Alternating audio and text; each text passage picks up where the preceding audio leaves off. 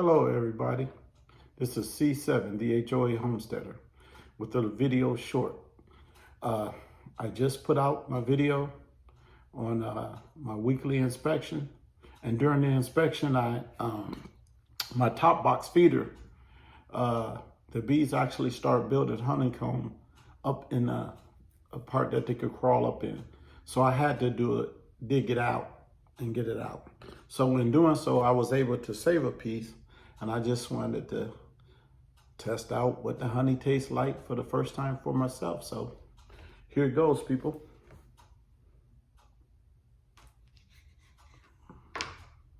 Since they couldn't use it, or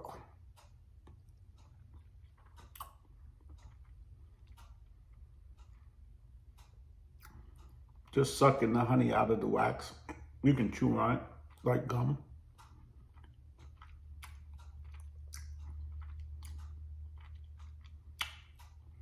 You know it's honey, but yet and still it'll taste different from store-bought honey.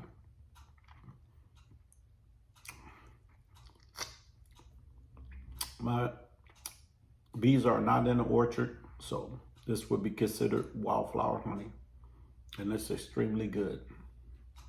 So hopefully in a year's time, when my hive actually grows, I'll be able to actually jar up and save some of this stuff. But that's my little taste test, and that's my little short. I thank you guys for watching and visiting my channel. And you have been with C7, the HOA Homesteader.